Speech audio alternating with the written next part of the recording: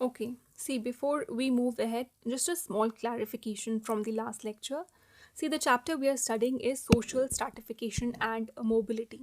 Okay, in the previous lecture, the topic I taught you was inequality. Inequality पढ़ाया था मैंने आपको last lecture में. So, which is a subtopic within this chapter. ठीक है, I mistakenly mentioned the chapter name as stratification and inequality. So just keep this correction in mind कि this chapter is social stratification and mobility. Now moving ahead, today we will take up another subtopic from the same chapter जो कि हमारा chapter है stratification and mobility. उसमें same chapter में से हम another subtopic ले रहे हैं which is poverty. ठीक है, now let us understand. See, poverty is one of the most significant dimensions of social stratification. Poverty जो है एक बहुत ही significant dimension है social stratification का. ठीक है, it reflects not merely economic deprivation but also unequal access to power, resources, opportunities, and social dignity. Hence, poverty is studied not only as an economic condition but as a deeply embedded social problem. ठीक है, देखो जब हम poverty की बात करते हैं ना, हम हमेशा सोचते हैं कि poverty is always in terms of money. ठीक है, लेकिन सोशोलॉजिकल ऐसा नहीं होता है. Poverty is much more than low income. ठीक है, सिर्फ हम लो इनकम की बात नहीं करते हैं. पावर्टी बहुत एक डीप एम्बेडेड सोशल प्रॉब्लम है. आप इसको सिर्फ एक इनकम से मत जोड़ो, जो कि यहाँ पर लिखा है कि ये not only as an economic condition है. ये सिर्फ एक इकोनॉमिक कंडीशन ही नहीं है. ठीक है, हम देखेंगे कि कैसे जो इनइक्वालिटी है, ठीक है, पावर्टी का कैसे में पता चलता है कि इनइक्वालिटी कैसे इस सोसाइटी में परमानेंट हो जाती है. ठीक है, और ये एक सोशल प्रॉब्लम है. It's not just about being poor. सिर्फ पुअर होने की बात नहीं है. पावर्टी का ये मतलब नहीं है कि आप सिर्फ पुअर हो तो पावर्टी को आप दर्शा रहे हो. ठीक है, poverty is much more than that and we are going to discuss under stratification and mobility because it is a social problem, not just an economic condition. ठीक है, meaning and definition of poverty. Meaning क्या है इसका, इसकी डेफिनिएशन क्या है. देखो, basic level पर पावर्टी वो है, it refers to a condition जहाँ पे एक इंडिविजुअल्स और groups are unable to secure the minimum resources required for a standard of living considered acceptable in a society.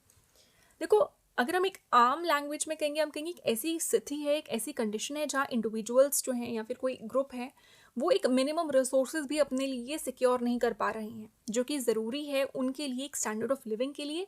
यानी कि एक बेसिक, कहते हैं ना, एक बेसिक क्लोथिंग, शेल्टर, फूड चाहिए हमें. वो क्या है, वो एक मिनिमम स्टैंडर्ड ऑफ लिविंग है. उतना सा रहने के लिए भी अगर आपके पास नहीं है तो आप पावर्टी इस कंडीशन को कहलाओगे. ठीक है, कि you are unable to secure, इतना मिनिमम रिसोर्सेज भी आप सिक्योर नहीं कर पा रहे हो जो कि ज़रूरी है, जो कि एक्सेप्टेबल माना जाता है सोसाइटी में. ठीक है, एक बेसिक स्टैंडर्ड ऑफ लिविंग जिसे माना जाता है, और अगर आप वो भी सिक्योर नहीं कर पा रहे हो तो उस स्थिति को पावर्टी कहते हैं. Poverty is often expressed in terms of lack of material resources. Poverty को हम कैसे अक्सर एक्सप्रेस करते हैं कि आपके पास मटेरियल रिसोर्सेज की कमी है, जैसे food, clothing, shelter, health care and education, जो कि नेसेसरी है for survival and basic wellbeing. एक बेसिक वेलबींग के लिए, बेसिक सर्वाइवल के लिए ये चीज़ें बहुत ज़रूरी हैं. और अक्सर हम पावर्टी को इस तरीके से एक्सप्रेस करते हैं कि हमारे पास चीज़ों की कमी है, मटेरियल रिसोर्सेज की कमी है. ठीक है, तो एक मिनिमम जो एक एक्सेप्टेबल स्टैंडर्ड ऑफ लाइफ है, ठीक है, उसे मेंटेन करना एक गिवन हर एक सोसाइटी का एक गिवन एक मिनिमम एक्सेप्टेबल एक स्टैंडर्ड ऑफ लाइफ रहता है. अगर आप वो भी नहीं कर पा रहे हो, वो भी सिक्योर नहीं कर पा रहे हो, तो उसे हम पावर्टी कहते हैं. ठीक है, देखो, मिनिमम स्टैंडर्ड ऑफ लाइफ ऐसा नहीं कि हर जगह एक जैसा रहेगा, हर सोसाइटी का अलग होगा. It changes from society to society. जो एक मिनिमम स्टैंडर्ड ऑफ लाइफ है ना, it is not universal, it changes society to society. ठीक है, ये चेंज करता रहता है and it also changes over time, over the period of time ये कॉन्सेप्ट भी चेंज हो सकता है. तो एक मिनिमम स्टैंडर्ड ऑफ लिविंग जो है वो यूनिवर्सल नहीं है. ठीक है, यूनिवर्सल नहीं है, इसीलिए हम कहते हैं कि पावर्टी जो है रिलेटिव है. ठीक है, पावर्टी क्या है, रिलेटिव है. रिलेटिव इन द सेंस कि जब हम कंपेयर करते हैं एक सोसाइटी को दूसरी सोसाइटी से, एक नेशन को दूसरे नेशन से, ठीक है, तो इसीलिए पावर्टी को रिलेटिव कहा जाता है और सोशली डिफाइंड कंडीशन कहा जाता है। ठीक है, एक सोशली डिफाइंड कंडीशन। अब क्लासिकल डेफिनेशंस देख लीजिए, John Sinclair and FM Eden, उन्होंने कैसे पावर्टी को कंसेप्चुअलाइज किया है। एक social condition marked by the absence of certain desirable components, particularly economic resources evaluated in relation to broader social values। देखो, पावर्टी रिलेटिव है, ठीक है, क्योंकि रिलेटिव हम इसलिए कह रहे हैं, ये डिपेंड करता है कि सोसाइटी किस चीज़ को डिज़ायरेबल कंसिडर कर रही है। हम कह रहे हैं यहाँ पे John Sinclair and FM Eden कह रहे हैं कि ऐसी social condition which is marked by the absence of certain desirable components, कुछ डिज़ायरेबल कंपोनेंट्स का मिसिंग होना, एब्सेंस होना, उस सोशल कंडीशन को वो पावर्टी कह रहे हैं। ठीक है, और उसमें वो पर्टिकुलरली इकोनॉमिक रिसोर्सेज की बात कर रहे हैं। तो पावर्टी रिलेटिव हो गई क्योंकि हर सोसाइटी किस चीज़ को डिज़ायरेबल मानती है, ठीक है, वो अलग रहेगा। ठीक है, poverty is not just lack of food. ठीक है, पावर्टी सिर्फ लैक ऑफ फूड नहीं है, it is lack of what society values. जो सोसाइटी वैल्यू कर रही है वो उस चीज़ की कमी होना, उसे पावर्टी कहते हैं। अब देखो, कहीं पर एजुकेशन नहीं है, ठीक है, इसका एब्सेंस है, एक सोसाइटी में मे बी इसे पावर्टी माना जाएगा कि हम एक एजुकेशन को भी अफोर्ड नहीं कर पा रहे हैं। क्या पता दूसरी सोसाइटी में ऐसा हो कि जो एजुकेशन अफोर्ड नहीं कर पा रहे हैं बट फूड, क्लोथिंग और शेल्टर को अफोर्ड कर पा रहे हैं, उन्हें पुअर नहीं माना जाता हो। ठीक है, अगर वो एजुकेशन की जैसे भी हर एक, आप कहोगे ना, एक हर एक सोसाइटी की वैल्यूज़ अलग हैं। कोई अभी आप USA में देखोगे, कोई किसी के पास गाड़ी है, ठीक है, if a person is having a car, बहुत बेसिक सी कार है, अब आप बोलोगे यार he is not a poor. यहाँ के इंडियन का परसेप्शन कैसा रहेगा, इसके पास तो गाड़ी है, घर है, शेल्टर है। लेकिन यहीं पर एक पुअर इंसान देखोगे, उसके पास स्कूटर भी नहीं में होता है। तो यहाँ का और दूसरी कंट्रीज़ का, यहाँ एक सोसाइटी का अगर आप दूसरी सोसाइटी से कंपेयर करोगे तो वैल्यूज़ डिफरेंट है। जैसे कि किसी को डिसेंट हाउसिंग के कैटेगरी में जो आएगा कि इसके पास डिसेंट हाउसिंग अगर है तो ये गरीब नहीं है, अच्छा खासा घर है यार इसके पास। ठीक है, कहीं पर हेल्थ केयर होगा कि अगर इसके पास, अब आप देखोगे इंडियंस में पुअर बहुत सारे ऐसे लोग होते हैं जो हेल्थ को भी नहीं अफोर्ड कर पाते हैं। गवर्नमेंट हॉस्पिटल जाने के लिए उनको वो सोचते हैं कि वहाँ से पहले ट्रांसपोर्ट का खर्चा लगेगा, फिर पैसे लगेंगे, कितने दिन एडमिट रहना पड़ेगा। तो अब ये सोसाइटी वैल्यू कर रहा है। जो कोई हेल्थ केयर अफोर्ड कर पा रहा है, क्या पता दूसरे नेशन में उसको फिर भी पुअर कह रहे हो कि इसके पास ये हेल्थ केयर अफोर्ड कर पा रहा है, ये बेसिक फूड, शेल्टर, क्लोथिंग भी है, but still he is poor, क्योंकि वो वहाँ का क्राइटेरिया है। ठीक है, सोशल डिग्निटी, ये वैल्यूज़ हैं जो कि डिफर करती हैं फ्रॉम सोसाइटी से सोसाइटी। ठीक है, तो इट इज़, अब आप ये नहीं कहोगे कि गरीब इंसान it is just lack of food, उसके पास पैसा, उसके पास खाने के लिए पैसे भी नहीं है, खाना नहीं है, तो सिर्फ वो पावर्टी नहीं है। पावर्टी इन वैल्यूज़ को भी कंसिडरेशन में लिया जाता है। This definition is important because it highlights that poverty is relative. ये डेफिनेशन इंपॉर्टेंट क्यों है? ठीक है, ये इसलिए इंपॉर्टेंट है क्योंकि ये बता रही है कि पावर्टी रिलेटिव है, नॉट एब्सोल्यूट। ठीक है, evaluated with in a social context, और आप पावर्टी को सोशल कंटेक्स्ट में इवैल्यूएट कर रहे हो, linked not just to income but to social expectations and value. सिर्फ इनकम से जुड़ी हुई नहीं है बट सोशल एक्सपेक्टेशंस और वैल्यूज़ के साथ भी ये जुड़ी हुई है। Now let us understand the sociological versus economic understanding of poverty। ठीक है, बहुत इंपॉर्टेंट कॉन्सेप्ट है। इकोनॉमिक पर्सपेक्टिव और सोशल पर्सपेक्टिव हम देख रहे हैं कि पावर्टी को वो किस तरीके से समझते हैं। देखो, economist generally view poverty as a condition arising from lack of income and economic resources, measure through poverty lines, consumption, expenditure and purchasing power. ठीक है, देखो जितने भी इकोनॉमिस्ट हैं वो कैसे पावर्टी को डिफाइन कर रहे हैं, इन टर्म्स ऑफ इनकम हो गया, कंजप्शन हो गया, पावर्टी लाइन हो गया, परचेजिंग पावर हो गया। यानी कि एक इंसान अगर एक he is earning below a fixed income level, fixed income level से वो कम कमा रहा है एक इंसान, तो he is considered as poor, तो उसे पुअर समझा जाएगा। यानी इकोनॉमिस्ट का जो फोकस रहता है इनकम लेवल, एम्प्लॉयमेंट, प्रोडक्टिविटी पे रहता है। ठीक है, इकोनॉमिस्ट किस पे फोकस करते हैं? आपकी ग्रोथ, आपकी प्रोडक्टिविटी, एम्प्लॉयमेंट, इनकम लेवल पर। So for them poverty is mainly an economic hardship. उनके लिए पावर्टी सिर्फ एक इकोनॉमिक हार्डशिप है कि आप इतना नहीं कमा पा रहे हो, इतने इनकम से आपका कम पैसा है, तो आप पुअर कंसिडर किए जाओगे। ये है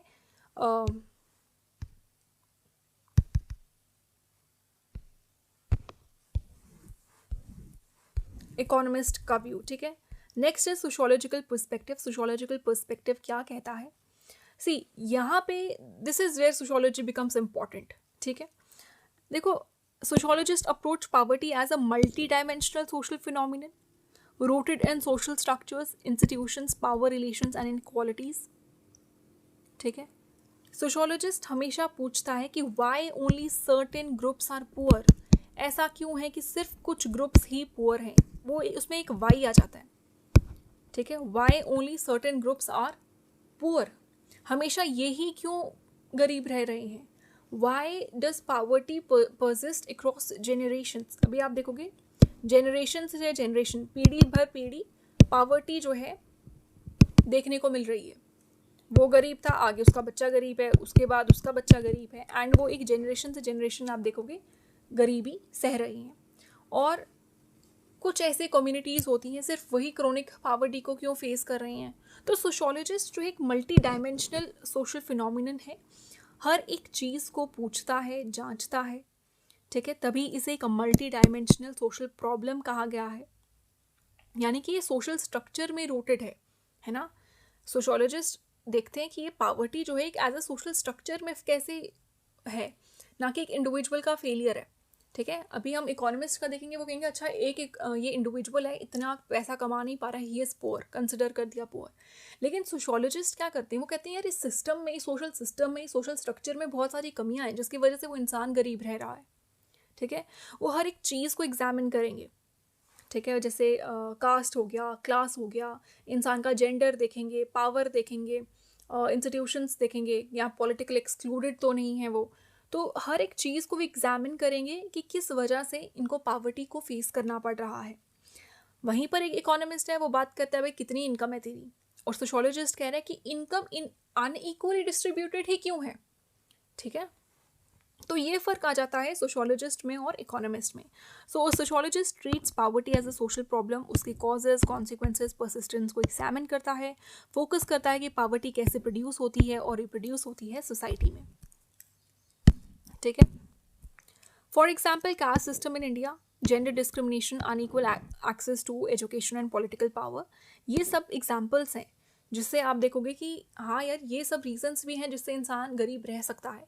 कहीं पर आपको कास्ट की वजह से भेदभाव देखने को मिला तो आपको नौकरी नहीं मिली, ठीक है। और ये आज तक it is still prevalent in the society, you can not deny it कि आज भी ऐसा नहीं हो रहा है। अब तो ये बड़ी पुरानी बातें हैं, नो, आजकल भी ऐसा हो रहा है। Gender discrimination, if she is a women, वो देखो आजकल भी वुमेन को कहते हैं कि कम दिहाड़ी दी जाती है क्योंकि वो एक वुमेन समझा जाता है, तो वो जब लेबरर का काम करती है ना तो उसे कम दिहाड़ी देते हैं। Whereas a man is there, उसको 700-800 रुपये देते हैं, एक वुमेन को 350-400। नो, मतलब मैं एक एग्जांपल दे रही हूँ, मुझे एग्जैक्ट रेट नहीं पता है, ठीक है, मैं जस्ट बता रही हूँ, थोड़ा सुना सुना जो है कि अगर उसको दिन का 700-800 मिल रहा है, वहीं पर एक लड़की को अगर एक औरत काम कर रही है तो कहते हैं अच्छा तेरा तो बच्चा भी साथ में था, तू कौन सा काम कर रही थी, तो कुछ ऐसे ऐसे करके उसको बातों में ही खिसका देते हैं और 300-400 रुपये दे देते हैं।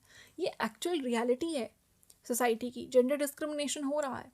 बहुत सारे काम ऐसे होते हैं जब एक वुमेन आती बोलती है तो लड़कियों का काम ही नहीं है, कोई इंटरव्यू देने आते हैं या कुछ इस तरीके का। अब तो बहुत सारे इंस्टीट्यूशंस हैं, definitely they take up women also, but ये ग्राउंड रियलिटी भी है कि ऐसा ऐसा हो रहा है। Unequal access to education and political power, तो ये सारी एग्जाम्पल्स आपको देखने को मिलेंगी जो पॉवर्टी को आज तक परसिस्ट करने पे मजबूर कर रही हैं। Next comes forms and perspectives of poverty. Absolute poverty. Absolute poverty refers to a condition where individuals lacks the basic necessities required for physical survival. देखो बेसिक जो हमारी सर्वाइवल नीड्स है, अगर एक इंसान वो उसको मीट नहीं कर पा रहा है उस बेसिक सर्वाइवल नीड्स को, तो ऐसी ही कंडीशन को, ऐसी स्थिति को एब्सोल्यूट पॉवर्टी कहते हैं।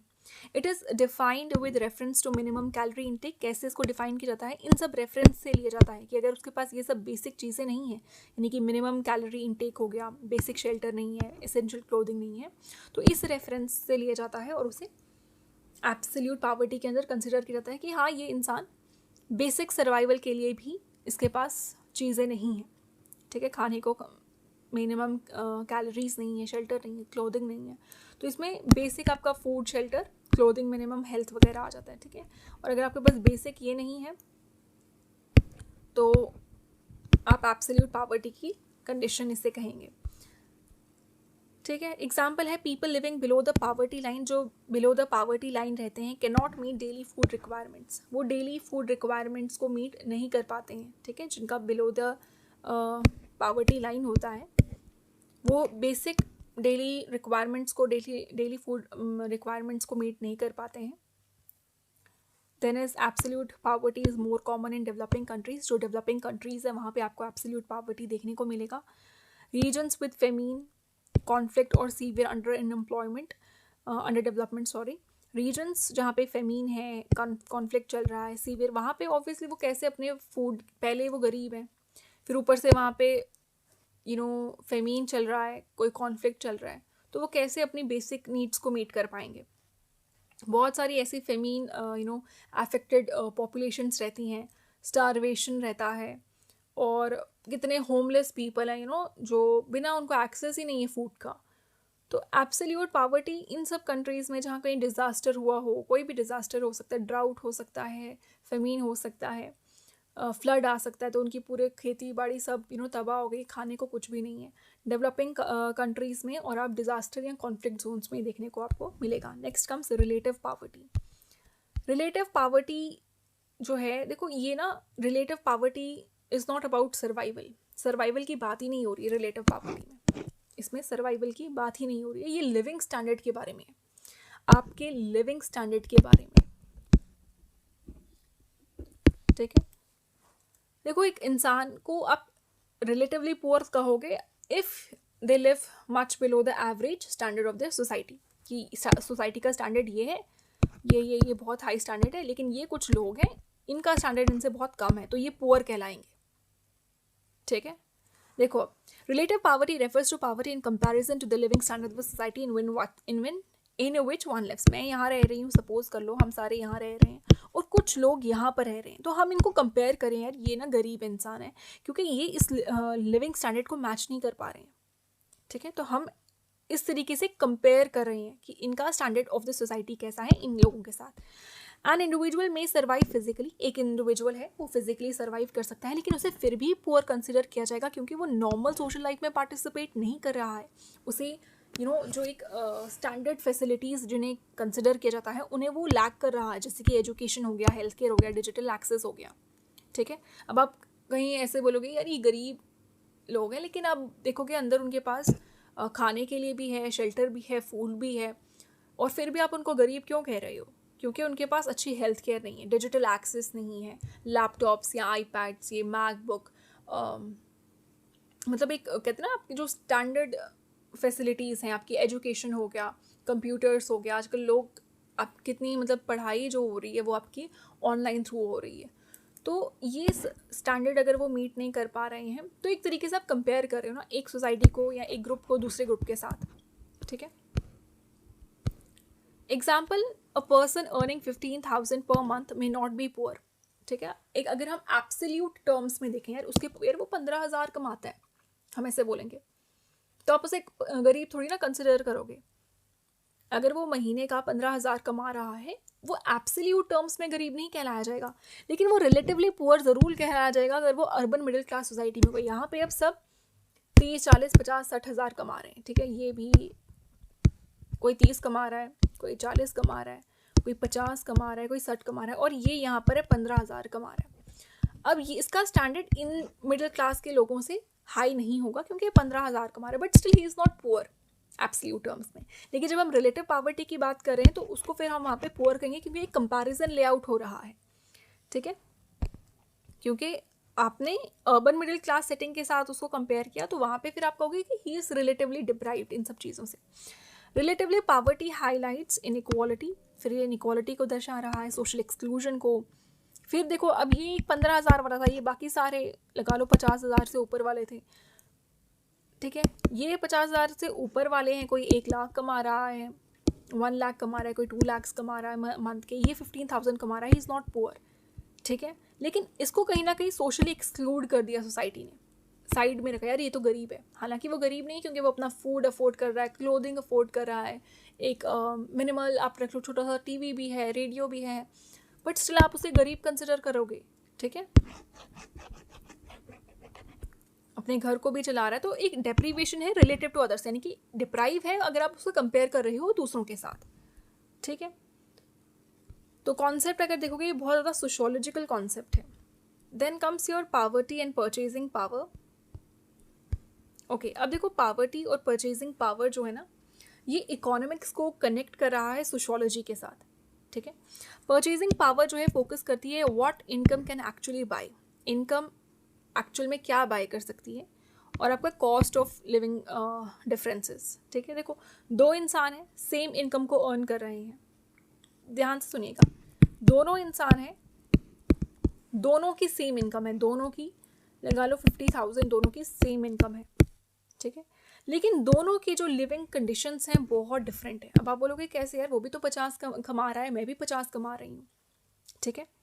कैसे हो गया? इन्फ्लेशन की वजह से, इन सब रीजंस की वजह से। वहाँ पर उसके एरिया में बहुत महंगाई है, कॉस्ट ऑफ लिविंग उसके एरिया में बहुत ज़्यादा है, एक के में कम है, एक में ज़्यादा है, एक रूरल में रह रहा है, एक अर्बन एरिया में रह रहा है, तो रूरल अर्बन डिफरेंसेस हो सकता है, एक्सेस टू पब्लिक सर्विसेज। तो ये सब रीजंस की वजह से उनका जो लिविंग कंडीशन है वो बहुत ज़्यादा डिफरेंट है। तो both are experiencing different living conditions, हालांकि उनकी जो इनकम है वो सेम है, they both are earning same income, ठीक है। तो पावर्टी आप you can not understand only by income figures. आप पावर्टी को सिर्फ इन फिगर्स में नहीं समझ सकते कि इनकम फिगर से आपने पावर्टी को समझ लिया, उसकी परचेजिंग पावर कितनी है वो सब आपको देखना है। Two individuals earning the same income may experience different levels of poverty depending on inflation, region, access to subsidized services. This perspective explains why poverty cannot be understood by income alone. इससे पता चलता है कि poverty को आप अकेले income से नहीं समझ सकते, कि आपने उनकी इनकम फिगर्स देख ली और आपने पावर्टी समझ लिया भाई ये गरीब है या वो गरीब है। नो, उनका बहुत ज़्यादा डिफरेंस होगा आपस में। तनख्वाह दोनों की सेम है, कोई महंगाई से जूझ रहा है क्योंकि उस एरिया में महंगाई बहुत है, या फिर वो एक अर्बन एरिया में रह रहा है, ठीक है, दूसरा रूरल एरिया में रह रहा है, उसके लिए 50,000 बहुत है। लेकिन यहीं पर जो एक अर्बन एरिया में रह रहा है उसके लिए 50,000 में भी कम हो सकते हैं, कि उसकी वो कह रहे हैं बेसिक ही मुश्किल से पूरे हो रहे हैं, बेसिक जो हमारी सर्वाइवल के लिए फूड क्लोथिंग चाहिए। Next comes multi dimensional poverty. See one of the most कह सकते हैं one of the most important modern concepts, multi dimensional poverty, ठीक है। देखो आज के टाइम में पावर्टी को मल्टी डायमेंशनल ही कहा गया है। Modern sociological thinking recognizes poverty as multi dimensional involving deprivation across several spheres of life, ठीक है। डायमेंशंस में क्या आ जाता है? Economic, social, political, psychological, cultural. Economic में इनकम, एम्प्लॉयमेंट, सोशल में education, health, housing, political voice, participation rights, psychological self esteem, stress, insecurity, cultural में एक्सक्लूजन, स्टिग्मा, ये सारे डायमेंशंस हैं, ठीक है। ये सोशल डायमेंशंस आप देख सकते हो। सोशल डायमेंशंस में एजुकेशन हो गया, हेल्थ हो गया, हाउसिंग हो गया, ठीक है। आपको एजुकेशन की कमी देखने को मिल रही है, ठीक है, तो आप उसे सोशल पावर्टी के अंदर कहोगे, ठीक है। Let's understand here social dimensions क्या है पावर्टी के। Lack of access to information, weak social networks, absence of social capital, marginalization from institutions. ये सोशली आप किस तरीके से पुअर खुद को महसूस कर रहे हो, मार्जिनलाइजेशन हो रही है फ्रॉम इंस्टीट्यूशंस, ठीक है, यानी कि इंस्टीट्यूशंस आपको एक्सक्लूड कर रहे हैं। सोशल कैपिटल का एब्सेंस देखने को मिल रहा है, सोशल नेटवर्क्स भी आपके वीक हैं, lack of access to information, ठीक है। देखो इवन इफ लाइक इनकम आपकी इम्प्रूव कर जाती है, ठीक है, 20,000 से आपकी इंक्रीज हो जाती है, इनकम इम्प्रूव हो जाती है 35,000, और यहीं पर ये एक दलित वुमेन है, ठीक है, एग्जांपल ले लेते हैं, ये एक दलित वुमेन है, उसकी इनकम 20,000 से या फिर 15,000 से इम्प्रूव होकर 20,000 या 35,000 हो जाती है लेट्स से। तो वो दलित वुमेन फिर भी इम्प्रूव उसकी इनकम हुई, फिर भी उसे एक्सक्लूजन फेस करना पड़ रहा है। Still she is feeling excluded from the people around her, from the institutions around her, ठीक है। तो पावर्टी कॉन्टिन्यूज सोशली। अगर आप इकोनॉमिकली इम्प्रूव भी कर जा रहे हो, ठीक है, ध्यान से समझना, आपने इकोनॉमिकली इम्प्रूव भी किया, then also poverty continues socially, फिर भी पावर्टी सोशली कंटिन्यू करी जा रही है, कॉन्टीन्यूस सोशल, यानी कि सोशल एस्पेक्ट पे, सोशल लेवल पर पावर्टी अभी भी बरकरार है, अभी भी चल रही है, ठीक है ना। Multi dimensional poverty index MPI, the MPI measures poverty using indicators को यूज़ करती है। तो MPI कैसे मेजर कर रही है पावर्टी को? इन इंडिकेटर से, एजुकेशन हो गया, हेल्थ हो गया, लिविंग स्टैंडर्ड्स हो गया। सी एजुकेशन में आपका ईयर्स ऑफ स्कूलिंग, हेल्थ में nutrition, child mortality, living standards में आपका sanitation, electricity, housing. Now this approach shifts the focus from how much do you earn, अब यहाँ से इसने शिफ्ट किया फोकस कि तुम कितना कमाते हो, यहाँ से कि तुम कितना अच्छा रहते हो। आज अगर आप व्लॉगर्स की लाइफ देखोगे, उनका जो वो अपना लाइफस्टाइल दिखाते हैं, तो हमें ऐसा लगता है कि सारे व्लॉगर्स बहुत लैविश, बहुत अच्छी ज़िंदगी जी रहे हैं, है ना। हम ये नहीं कहते कि तुम कितना कमा रहे हो। आजकल आप देखना सोसाइटी आपको, क्योंकि जब आपने कमा लिया होता है ना एक सर्टेन एस्पेक्ट, जितना आपको सोसाइटी एक्सपेक्ट कर रही होती है, आपकी फैमिली एक्सपेक्ट कर रही होती है, हम एक्सपेक्ट कर रहे होते हैं, जैसे 50,000 मुझे लगता है एक बेसिक जो एक्सपेक्ट कर रहा है एक इंसान की 50,000 से बेसिक पे स्टार्ट होनी चाहिए, ठीक है। क्योंकि महंगाई इतनी है कि इसमें आपका बेसिक खर्चा, आपका घर चलाना, सब कुछ चला जाएगा। लेकिन जब आप इतना कमा भी लेते हो ना, उसके बाद होता है आप कितना अच्छा रह रहे हो, कितना अच्छा लाइफस्टाइल है आपका, कितने ब्रांडेड कपड़े हैं। तो इसने आपका फोकस शिफ्ट किया from income to quality of life. इसका क्या मतलब है? How much do you earn and how much do you live का जो शिफ्ट हुआ है focus, it is basically shift from income to quality of life. Income to quality, आप कितनी अच्छी क्वालिटी आपकी ज़िंदगी की है, कितना अच्छा रहन सहन है, ठीक। Then comes theoretical perspectives on poverty. Theoretical perspectives क्या हैं पावर्टी के, ठीक है। Blame the poor view. देखो एक और चीज़ मैं आपको क्लैरिफाई करना चाहती हूँ। You might be thinking this is a chat GPT content. ऐसा नहीं है, ये चैट GPT का कॉन्टेंट नहीं है। You can open Nitin Sangwan की आप बुक खोलिए, आप चैप्टर्स को देखिए। मैंने सीक्वेंस में पढ़ाया है, मैं UPSC स्टैंडर्ड सोर्सेज को ही रेफ़र कर रही हूँ, उसी से आपको पढ़ा रही हूँ। एंड आपको लग रहा है कि चैट GPT का कंटेंट है, देन इट्स योर ओन, आप अपनी डिलेमा में रहिए, उससे मुझे कोई फ़र्क नहीं पड़ रहा है। आप बुक खोलिए और एक एक चीज़ देखिए, एक एक सीक्वेंस में पढ़ाया है मैंने, ठीक है। आप चैट GPT से पावर्टी लिखिए, वो आपको ये लिख कर नहीं देगा। Each and everything is from Nitin Sangwan book और अदर स्टैंडर्ड UPSC सोर्सेज, ठीक है। मेरा खुद के जो मेरे नोट्स हैं मैं उनसे रेफ़र करती हूँ और नितिन सांगवान की बुक से, ठीक है। देन ऑल्सो अगर आपको लग रहा है कि जस्ट बिकॉज, क्योंकि जैसे मेरा थोड़ा सा मुझे ऐसा लग रहा था कि पढ़ाने में थोड़ा सा टाइम लग जाता है, लिखने में टाइम लग जाता है, it becomes bit time consuming. तो वो थोड़ा सा मैं उसको टाइपिंग के लिए मैं अपना बोल कर कि मुझे ये लिख कर दे दो थोड़ा सा, ताकि मुझे समझाने में आसानी हो, बार बार मुझे लिखना ना पड़े। बट स्टिल अगर आपको चाहिए कि मैं ओल्ड तरीके से पढ़ाऊँ, जैसे वो लिख लिख के मैं पढ़ाती थी, I can shift to that also, okay. जैसा आपको ठीक लगेगा वैसे ही हम पढ़ेंगे। बट मैं आपको एक बार फिर से कहूँगी, open your Nitin Sangwan IAS की बुक खोलिए, ठीक है। एसेंशियल सोशियोलॉजी करके बुक का नाम है, वही फंडामेंटल बुक है UPSC सोशियोलॉजी ऑप्शनल के लिए। अगर कोई आपको बुक पढ़नी है तो वो एक फंडामेंटल बुक है जो आपको आपने पूरी पढ़ी होनी चाहिए। वो उतना आपका बेसिक आपको पता होना चाहिए कि हाँ उस बुक में पूरा लिखा क्या है, वो पूरे आपको कवर करनी चाहिए, ठीक है। एक एक चीज़ उसमें से ली है। और एक मेरे अपना एक सोर्स है जो मेरे हैंड रिटन नोट्स रहे हैं, उनसे मैं पढ़ाती हूँ। रेस्ट अगर आपको फिर भी लग रहा है तो आप एक बार खुद चैट GPT पे पावर्टी लिख लीजिए और देखिए कि क्या वो सेम कंटेंट निकालता है।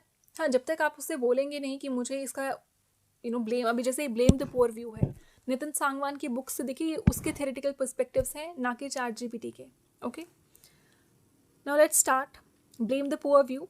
The perspective attributes poverty to laziness, lack of motivation, poor work ethics, cultural deficiencies. देखो, poor people कहते हैं poor people poor रह जाते हैं अपने behavior की वजह से। अब ये poor को blame कर रहे हैं, क्या view है, क्या perspective है? Blame the poor view, ठीक है। देखो, the perspective attributes poverty to कि वो गरीब इस वजह से रह जाता है अपने बिहेवियर की वजह से, अपने व्यवहार की वजह से, अपने खुद की हरकतों की वजह से। अभी भी बहुत सारे लोग हैं जो ऐसे बोलते हैं कि गरीब ना अपनी हरकतों की वजह से रहा है, इसने एफर्ट नहीं किया, इसने मेहनत नहीं की, अपनी लेजीनेस की वजह से, अपने लैक ऑफ मोटिवेशन या पुअर वर्क एथिक्स, ठीक है। इसकी वजह से वो गरीब गरीब ही रह रहा है। ठीक है, देखो ये हर एक इंसान का एक इंडिविजुअलिस्टिक व्यू हो सकता है। ठीक है, जैसे भी हम थेरेटिकल पर्सपेक्टिव्स पॉवर्टी के पढ़ रहे हैं, आपका व्यू हो सकता है, कोई बच्चे कहेगा कि हाँ ऐसा ही होता है, गरीब ना अपनी हरकतों की वजह से ही गरीब रहता है। दूसरा इंसान कहेगा नहीं नहीं ऐसा नहीं होता है, गरीब बहुत सिस्टम ऐसा है, सोशल स्ट्रक्चर ऐसा है, कैसे वो मतलब गरीब से अमीर होगा, गरीब से होकर वो एक अच्छा लाइफस्टाइल जिएगा। तो हर एक इंसान का पर्सपेक्टिव अलग है, और हर एक यहाँ पे मैंने कहा ना, हर एक बच्चे का यहाँ पे एक इंडिविजुअल अप्रोच और एक इंडिविजुअल पर्सपेक्टिव अलग रहेगा। ठीक है, तो यहाँ पे अगर हम इस ब्लेम द पुअर व्यू में देखेंगे, ये इनइक्वालिटी को, जो इनइक्वालिटी हो रही है इनके साथ या अगर कुछ इस तरीके का है, उसे जस्टिफाई करते हैं कि हाँ ये इनके साथ इनइक्वालिटी इसी वजह से हो रही है क्योंकि ये मतलब कोई काम नहीं कर रहे हैं, कोई हार्डवर्क नहीं कर रहे हैं, तो इनको प्लेट पे सब कुछ नहीं मिलेगा। For that they have to actually do the work. तो ये एक व्यू है, एक पर्सपेक्टिव है, वेयर इट इज़। ठीक है, तो ये जस्टिफाई कर रही है इनइक्वालिटी, क्योंकि हाँ इनके साथ ऐसा हो रहा है तो बिल्कुल ठीक हो रहा है, तो ब्लेम द पुअर व्यू ये मानते हैं। ठीक है, तो जो स्ट्रक्चरल इनइक्वालिटी हो रही है सोसाइटी में, ये उसे इग्नोर करके ये बोलते हैं कि हाँ जो इनके साथ हो रहा है बिल्कुल ठीक हो रहा है, ये है ब्लेम द पुअर व्यू। ठीक है, it assumes that individuals are responsible for their poverty, opportunities are equally available. कह रहे हैं कि अपॉर्चुनिटीज तो हर किसी के लिए सेम है। ठीक है ना, तो इंडिविजुअल्स जो है रिस्पॉन्सिबल है अपनी पॉवर्टी के लिए खुद, हर एक इंसान अपनी पॉवर्टी के लिए खुद रिस्पॉन्सिबल है। ठीक है, वो अपना, क्योंकि अपॉर्चुनिटी सेम है, अपना वो खुद के लिए कर सकता था, मेहनत कर सकता था, पढ़ सकता था, कुछ भी कर सकता, लेकिन उसने उसी गरीबी में रहने को प्रेफर किया।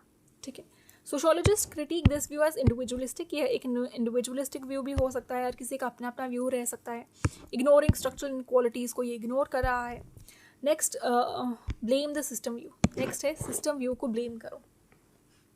ठीक है, देखो ये पर्सपेक्टिव आर्ग्यू करता है कि poverty is produced by unequal social and economic system, कि सोशल और इकोनॉमिक सिस्टम जो है वो अनइक्वल है, इसलिए पॉवर्टी देखने को मिल रही है, यानी कि आप सिस्टम को ब्लेम कर रहे हो। Second perspective is blame the system view. Capitalism हो गया, क्लास स्ट्रक्चर हो गया, caste hierarchy and patriarchy play major roles. ये सब चीज़ें हैं जो मेजर रोल्स प्ले करती हैं गरीब को गरीब रहने में। किस वजह से? क्योंकि सिस्टम ख़राब है। तो ये बेसिकली कह रहा है एक सिस्टमिक फेलियर है। ठीक है, पर्सनल फेलियर या एक इंडिविजुअल का फेलियर नहीं है, उसका फॉल्ट नहीं है, ये सिस्टम का फेलियर है कि ऐसा उसको गरीब रहना पड़ रहा है, क्योंकि आप उसको वैसा सोशल सिस्टम प्रोवाइड नहीं कर रहे हो, वैसा इकोनॉमिक सिस्टम प्रोवाइड नहीं कर रहे हो। कास्ट हायरार्की की वजह से वो पीछे रह रहा है, कभी क्लास स्ट्रक्चर बीच में आ रहा है, अमीर जो है वो उन अपॉर्चुनिटीज़ को ले रहा है, गरीब को तो मिल ही नहीं रही हैं। तो यहाँ पर इनका क्या मतलब था कि सिस्टम का फेलियर है। तो दिस इज बेसिकली, अगर आप देखोगे ना, blame the system view, this is the most widely accepted view in the sociology. ठीक है, blame the system view. Next comes cultural perspective. Oscar Levi's का कल्चरल पर्सपेक्टिव क्या है? Oscar Levi's introduce the concept of culture of poverty. Culture of poverty again एक बहुत important concept है, आपको बताना चाहिए। ऑस्कर लिवाइस ने इंट्रोड्यूस किया इस कॉन्सेप्ट को, कल्चर ऑफ पॉवर्टी को। He argued that poverty creates a distinct subculture. Poverty एक distinct subculture create करती है। ठीक है, देखो इसका क्या मतलब है कि एक distinct subculture वो create करी। इसका मतलब है कि यहाँ पे फेटलिज्म इंक्लूड हो जाता है, फिर कि किस्मत में ही लिखा है तुम्हारा ऐसा। Present this present time orientation और एक लॉन्ग टर्म प्लानिंग की कमी होना। अच्छा, it's already written here. Okay. It is characterized by fatalism, present time orientation, lack of long term planning. ठीक है, ये कल्चर क्या क्या इंक्लूड कर रहा है, कैसे कैरेक्टराइज हो रहा है? फेटलिज्म की वजह से, प्रेजेंट टाइम ओरिएंटेशन की वजह से, lack of long term planning की वजह से। देखो लिवाइस ने कहा, according to Lewis, the culture is transmitted across generation से चला आ रहा है कल्चर। ठीक है, पॉवर्टी फिर सेल्फ परपिचुएटिंग हो जाती है, यानी कि कल्चर को बहुत ज़्यादा ओवर एम्फसाइज कर रहा है ना, कि कल्चर की वजह से जनरेशन्स आगे गरीब की गरीब ही रहती हैं। ठीक है, क्रिटिसिज्म है इसका, over emphasis culture, risk blaming the poor, ignores structural constraints, यानी कि जो भी सोशोलॉजी सोशल सिस्टम में या जो सोशल स्ट्रक्चर है उसमें जो इनइक्वालिटी हो रही है आप उनको इग्नोर कर रहे हो, आप उनको इग्नोर कर रहे हो। क्यों? क्योंकि इंसान ने क्या कहा, लॉन्ग टर्म प्लानिंग नहीं की कि मुझे ऐसा ऐसा करना चाहिए था, एक विजन नहीं रखा। अभी आप देखोगे ना, अगर आपका एक विजन, स्ट्रॉन्ग विजन नहीं है कि मुझे आगे अपनी लाइफ में क्या करना है, वो एक वेगनेस अगर आपके विजन में है तो वहाँ तक पहुँचना जहाँ आपने सोचा ही नहीं है वो बहुत मुश्किल हो जाता है। किसी ने सोचा हुआ है कि मुझे यहाँ पहुँचना है, ये मेरा गोल है, ये मेरी डायरेक्शन है, किसी ने सोचा ही नहीं है तो वो वहाँ कैसे पहुँचेगा जब सोचा ही नहीं है। तो यही है कि अगर आपने लॉन्ग टर्म प्लानिंग ही नहीं की है कि यार मैं अगर अभी गरीब हूँ तो मैं ऐसे ऐसे करूँगा, अपने लिए वो अलग अलग डोर्स खुद खोलने पड़ते हैं, ठीक है। People will not work for you, you have to work on your own. And lack of long term planning, अगर आपने लॉन्ग टर्म प्लानिंग नहीं की है, मैं कैसे चलूँगा, मेरी डायरेक्शन क्या है, मुझे कैसे गरीबी हटानी है, एफर्ट डालना है, एंडीवर करना है, ठीक है, तो फिर आप गरीब रहोगे। और फेटलिज्म यानी कि आपने किस्मत पे छोड़ दिया, यार मेरी किस्मत में ये लिखा था, जो होना था वही हो रहा है, ठीक है। तो फेटलिज्म पे आपने बहुत बिलीव किया है, आप फिर कुछ भी नहीं कर रहे हो कि मेरी किस्मत में यही था, गरीब रहना ही था तो मैं गरीब ही मरूंगा, गरीब था, गरीब हूँ, गरीब ही रहूँगा, तो फिर आप ऑब्वियसली आप नहीं कर पाओगे कुछ भी। इसीलिए कल्चर फिर वो आगे ट्रांसमिट हो रहा है। अगर अब ये एक इंसान गरीब है, इसका बेटा है, इसके बाप ने इसको यही सिखाया, भाई हम गरीब ही पैदा हुए थे, कहाँ से मैं तेरे लिए पैसे लाऊं, तो हमें गरीबी में ही ज़िंदगी गुजारनी है। तो अगर ये वर्ड्स इसने इसको बचपन से सिखाएंगे तो इसके अंदर इसकी पर्सनालिटी बन जाएगी। अब इस बच्चे की भी यही पर्सनालिटी बन गई, इसने भी मेहनत नहीं की, तो इट बिकम सेल्फ परपिचुएटिंग। आगे इसने यही सब वैल्यूज़ इम्बाइब की अपने बच्चों में, अपनी जनरेशन में, तो जनरेशन टू जनरेशन ये चलता आ रहा है। Next comes poverty as a vicious circle. Poverty एक विशियस सर्कल की तरह, एक positive feedback system. Poverty sustains itself through a cycle. Poverty खुद को कैसे सस्टेन करके रखती है, एक साइकिल के थ्रू, ठीक है। लो इनकम, पहले आपकी इनकम एक कम है, फिर आप एजुकेशन नहीं ले पा रहे हो अच्छी, फिर अगर आप एजुकेशन अच्छी नहीं ले रहे हो, अच्छे स्कूल में नहीं पढ़े तो आपके स्किल्स की कमी है, फिर आप स्किल्स नहीं है तो अनएम्प्लॉयड रहोगे आपके पास, क्योंकि नौकरी नहीं मिलेगी। नौकरी उनको ही देंगे ना जिनके पास अच्छे स्किल्स होंगे, who would be mastered eight their own skills, उनको ही लेना प्रेफर करेंगे। तो फिर आप वापस से जब अनएम्प्लॉयमेंट है तो लो इनकम है, तो एक विशियस साइकिल है, ठीक है। कि पावर्टी ने कैसे अपने आप को मजबूती से जकड़ा हुआ एक साइकिल के थ्रू, ठीक है। और अगर एक बार इंसान फंस गया, individuals find it extremely difficult to escape poverty, तो उससे निकलना बाहर बहुत मुश्किल हो जाता है। गरीब हो, गरीब एजुकेशन, एक इंसान गरीब है, गरीब को कैसी एजुकेशन मिलेगी? गवर्नमेंट स्कूल की आपको पता है क्या कंडीशंस हैं, दे आर नॉट वेरी। देखो प्राइवेट स्कूल्स में क्यों फिर बड़े बड़े बच्चे जिनके पास पैसा है वो प्राइवेट स्कूल्स में जाते हैं। इवन जो गरीब इंसान थोड़ा होता है, फिर मिडिल क्लास होता है, वो पूरी कोशिश करते हैं कि हमारे बच्चे अच्छे स्कूल में जाए, अच्छे स्कूल में जाएंगे, अच्छी एजुकेशन हासिल करेंगे, अच्छे स्किल्स सीखेंगे ना। तो लेकिन जब उसके पास पैसा ही नहीं है तो वो उसको एजुकेशन अच्छी नहीं दे पा रहा है। तो जब एजुकेशन नहीं दे पा रहा है, वहाँ पे स्कूल्स में ऐसे स्किल्स तो होंगे नहीं। अभी आपने प्राइवेट स्कूल, सीबीएसई स्कूल्स में देखा होगा कितनी एक्टिविटीज़ कराते हैं, बच्चे की पर्सनालिटी, कॉन्फिडेंस को बिल्ड करते हैं, ठीक है। तो वो उसके स्किल्स, उनके स्किल्स पे काम करते हैं। तो ये साइकिल ना, इससे फिर एक तरीके से अक्रॉस जनरेशन्स जो है ना कंटिन्यू रहता है। इसीलिए आप कह सकते हैं कि this is why poverty is structurally reproduce. Structure में ही कैसे बार बार रिप्रोड्यूस हो रही है पावर्टी, ठीक है। Next comes functionalist perspective. Herbert gas का पर्सपेक्टिव है फंक्शनलिस्ट पर्सपेक्टिव, उसे समझेंगे, ठीक है। Herbert gas argue that poverty serves certain function. Poverty कुछ फंक्शंस को सर्व कर रही है सोसाइटी में, जैसे चीप लेबर प्रोवाइड करना। एक फंक्शनलिस्ट पर्सपेक्टिव का मतलब ही यही होता है जो एक कोई फंक्शन प्रोड्यूस कर रही है सिस्टम में।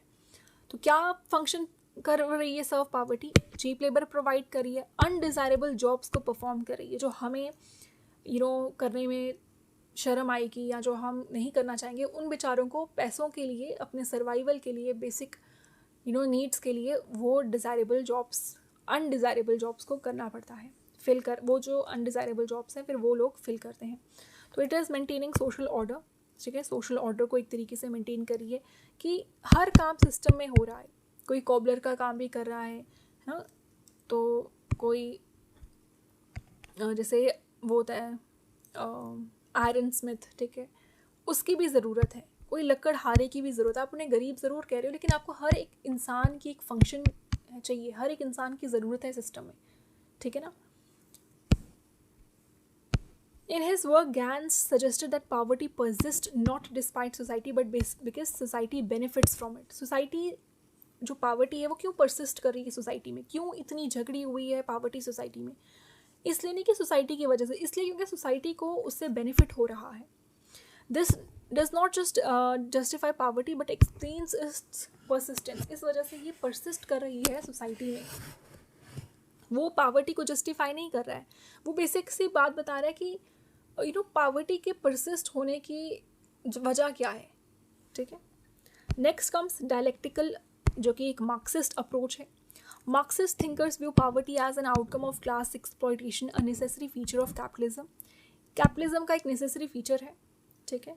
और एक आउटकम किस चीज़ का है? जब आप क्लास एक्सप्लॉइट करोगे, आपस में क्लास एक्सप्लॉयटेशन होगी, जैसे कि उन्होंने बुर्जुआज और प्रोलेटेरिएट्स का बताया था, तो एक आउटकम देखने को मिलेगा जो कि है पावर्टी, कि एक एक्सप्लॉइट होगा.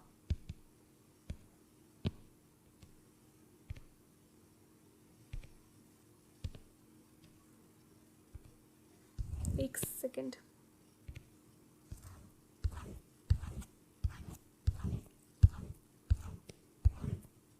Okay, where were we? At dialectical approach. Okay, so dialectical approach क्या है? Outcome of class exploitation, a necessary feature of capitalism.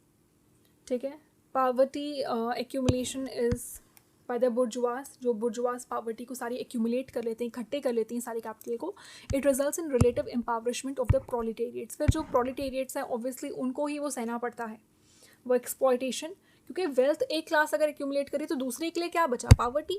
जब एक ने सारी वेल्थ ले ली तो दूसरे के लिए पावर्टी ही बचता है. तो पावर्टी उसने कहा कि it is inherent in capitalism. ठीक है. तो ये वही है, एक पावर्टी यहाँ पर आप देख सकते हो, सिंपल सा बता रहा है कि it is a result of exploitation और एक स्ट्रक्चरल आउटकम है, कोई एक्सीडेंट नहीं है, नॉट एन एक्सीडेंट. एक स्ट्रक्चर आउटकम देखने को मिल रहा है हमें कि कैसे अमीर जो है सारी वेल्थ को एक्यूमुलेट कर रहा है और गरीब के लिए पीछे गरीबी ही छोड़ी है, क्योंकि जब सारी वेल्थ उसने ले ली तो पीछे बाकियों के लिए क्या रहा. Next comes power and power thesis. देखो ये जिसने जो थेरीज दी हैं, जैसे रैल्फ मिलीबैंड का यहाँ पे नाम इम्पॉर्टेंट है. ठीक है. अभी हमने पीछे हर्बर्ट गैंस का फंक्शनलिस्ट थ्योरी पढ़ा, तो ये नाम रखना भी ज़रूरी है, याद रखना. ये आपके आंसर्स को ना एनरिच करता है. ठीक है. Next comes poverty and power thesis. Ralph Miliband in Politics and Poverty argued, उन्होंने कहा that poverty persists due to unequal distribution of power. देखो यहाँ हर एक पर्सपेक्टिव अलग है, पावर्टी को देखने का नज़रिया सबका अलग अलग है, तो हम हर किसी के अलग अलग नज़रिए को पढ़ रहे हैं. ठीक है. पावर्टी क्यों परसिस्ट कर रही है? क्योंकि अनईक्वल डिस्ट्रीब्यूशन है पावर की. ठीक है. इसने अनईक्वल पावर रिलेशंस की बात की है कि पावर्टी इस वजह से एग्जिस्ट कर रही है सोसाइटी में. पॉलिटिकल एलिट्स जो हैं वो पॉलिसीज़ को इस फेवर में शेप करते हैं in the favour of dominant classes.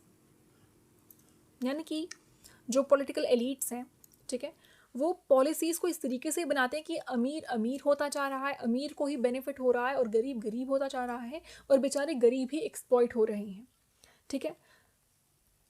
जो पुअर है, they lack political voice, they lack representation, they remain marginalized always, they because वो डिसीजन मेकिंग को इन्फ्लुएंस कर रहे हैं. ठीक है. तो पुअर इन सब चीज़ों को लैक कर रहे हैं. ना उनके पास डिसीजन है, ना उनके पास कोई रिप्रेजेंटेशन है, ना कोई पॉलिटिकल वॉइस है. हमेशा इस वजह से वो दे रिमेन मार्जिनलाइज्ड. ठीक है. Next comes feminist perspective on poverty. Feminist का क्या पर्सपेक्टिव है पावर्टी को लेकर? देखो, फेमिनिस्ट आर्ग्यू करती है कि पावर्टी का एक जेंडर डायमेंशन है. Poverty has a gender dimension. Women experience poverty due to wage inequality. Wage inequality को मैं पहले भी समझा चुकी हूँ कि जो एक मर्द है ना, जब वो मजदूरी कर रहा है, लेबर कर रहा है, काम कर रहा है, उसको दिन की दिहाड़ी ज़्यादा दी जाती है दैन अ वुमेन. ये आज की सोसाइटी में अभी तक प्रिवलेंट है in the society. Unpaid domestic labour, जो वो डोमेस्टिक लेबर का घर का काम कर रही है, वो अनपेड है, उसके लिए उसको कोई नहीं पूछ रहा है. सुबह से रात तक, शाम तक काम कर रही है, प्रेस कर रही है, बच्चों के कपड़ों को उनके लिए खाना बना रही है, उनके कपड़ों को धो रही है, इस्त्री कर रही है, हर एक काम कर रही है. बट कोई उसके काम को रिकग्नाइज तक नहीं करता है. उल्टा जो हम आप बच्चे होते हैं ना, क्या कहते हैं, तो मम्मा आप कर क्या रहे हो सुबह से? आपने कुछ भी नहीं किया है. What you have done for today? You haven't done anything. वो उन्होंने खाना बनाया होता है सुबह, उन्होंने मेहनत की होती है आपके लिए, गरम गरम फिर से खाना बना के फिर गरम करते हैं. बच्चे स्कूल से आएंगे, ट्यूशन से आएंगे, उनके लिए फिर से गरम करती हैं खाना. ठीक है, खुद बाद में खाती हैं, पहले this prefer serving each and every one member of the society, of their family. तो वो जो उनका डोमेस्टिक लेबर है, खाना बनाना, इस्त्री करना, कपड़े धोना, कपड़े बाहर धूप में डालना, हर एक काम जो करती है, झाड़ू लगाना, पोंछा लगाना, चलो आज की सोसाइटी में जैसे वही बात आ गई ना कि अगर आप कहोगे कि यार उनके घर में तो हेल्पर है, हेल्पर भी कौन अफोर्ड करेगा? जो वेल ऑफ फैमिली से बिलोंग कर रहा है, जो जिसका जो अच्छा स्टैंडर्ड लिविंग गुजार रहा है, बाकियों को तो काम खुद ही करना पड़ेगा। ठीक है, तो वो लेबर के लिए उसको पे नहीं किया जा रहा, जो डोमेस्टिक लेबर वो कर रही है। What is wrong with this? Why it's not working? I'm so sorry it's not working. I think I really need to. Why it's not? I think I should end the class here only. ठीक है, मैं next lecture में उसे पूरा cover करने की कोशिश करूँगी. That's all for today.